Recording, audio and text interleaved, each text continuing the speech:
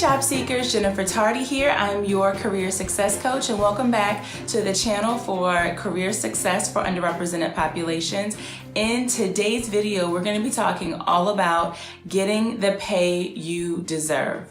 I will share with you 5 abilities that you must master in order to really reach the pay level that you deserve. So pay close attention all the way throughout, and don't forget to stick around all the way through until the very end as I share with you my favorite segment, which is the career success bonus tip for underrepresented populations. All right, you ready, set, let's go.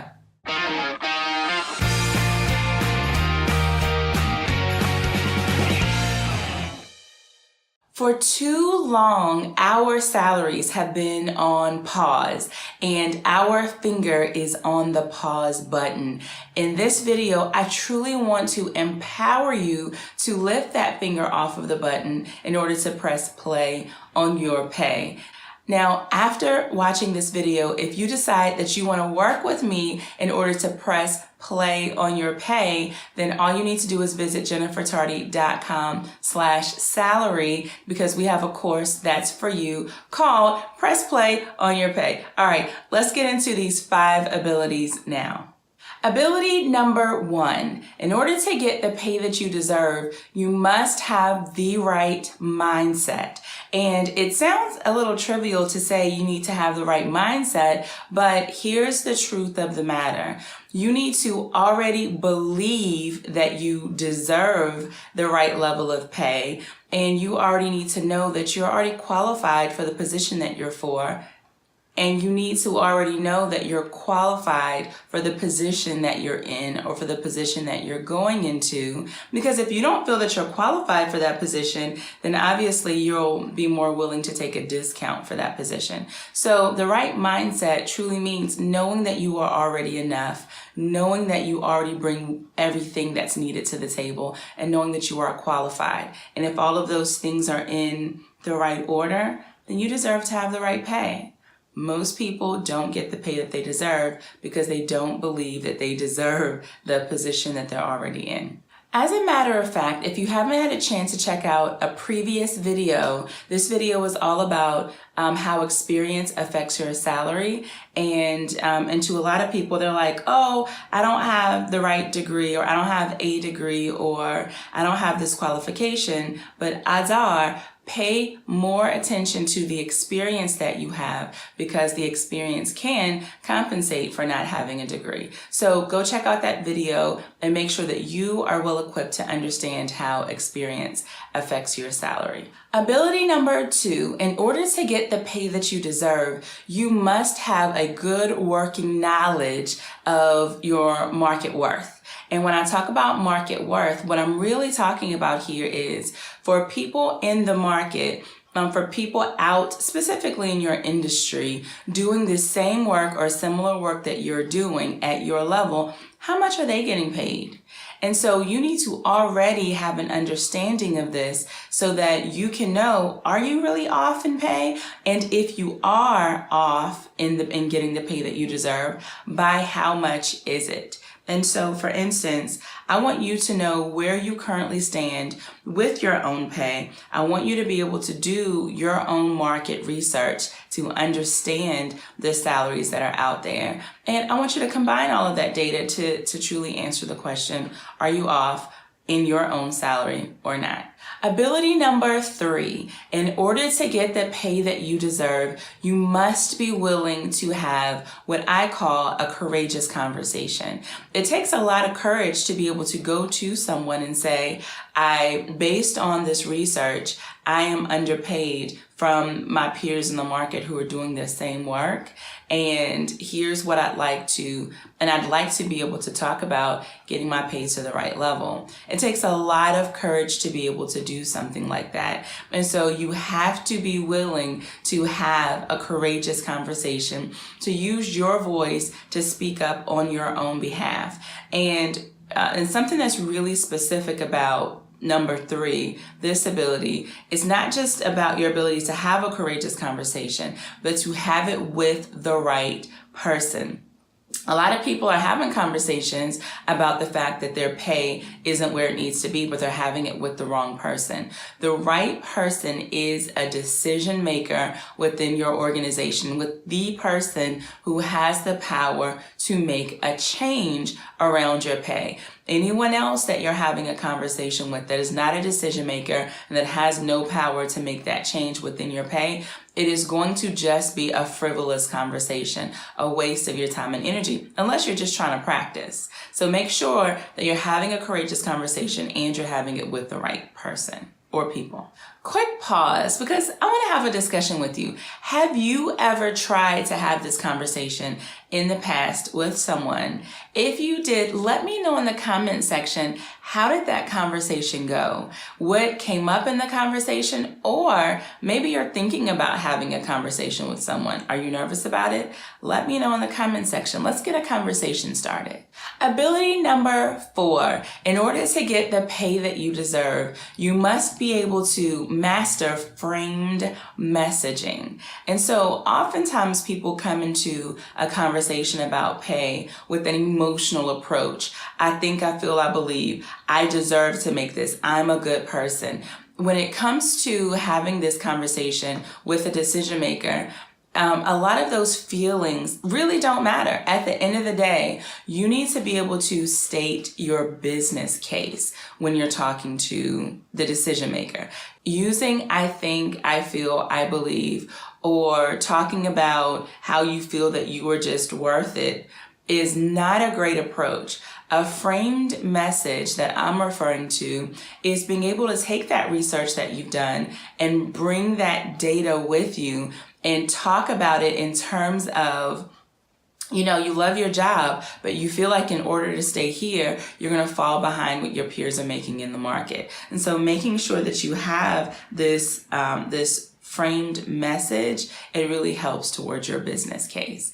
And so speaking in terms of data and research will always help you to have a more positive outcome when you're talking to your employer and trying to get the pay that you deserve. So I don't know if you've had a chance to check out another one of my previous videos. And if you haven't, I want you to check this one out. This video right here is how companies determine your salary. I want you to see that, so it's going to help to reiterate the messaging that I was just talking about right now. If they're looking at market data, I want you to be able to look at market data as well too. Ability number 5, in order to get the pay that you deserve, you must be willing to stand firm. What are you willing to do if the employer says no? And that's something that you really have to ask yourself. How important is this to you? Because there will be times where an employer will say no for a myriad of reasons. They may say no because they don't have it in their own budget. They may say no because they don't feel like you deserve it, or maybe their research looks different from your research. You need to know before you go in to have this conversation what you're willing to do. For some people, they're willing to say, okay, at least I tried. Okay? For other people, they may be willing to say, okay, well, this is going to mean that that I'm going to have to go out and see what other job opportunities are out there. If this is something that you decide to say to the employer, as a disclaimer, please make sure that you let them know that you are not in that moment submitting your letter of resignation, but you do want to let them know, just for transparency's sake, that you do want to go out to see if you can get the pay that you deserve elsewhere. And so you want to give them a heads up, and you want to be straight up and transparent with them. And so with ability number 5, you have to be willing to stand firm to what's most important to you. And so now we're at my favorite segment, which is career success bonus tip for underrepresented populations, or UPs. And in this section, I do want to talk a little bit about a website that I love, and it's called equalpaytoday.org. And in this website, it talks about when Equal Pay Day is for women, and it specifically talks about women, and it breaks it down by race or ethnicity. And what it's referring to is how long it takes a woman to earn the same amount for doing the same work as it does for a man, particularly a white man.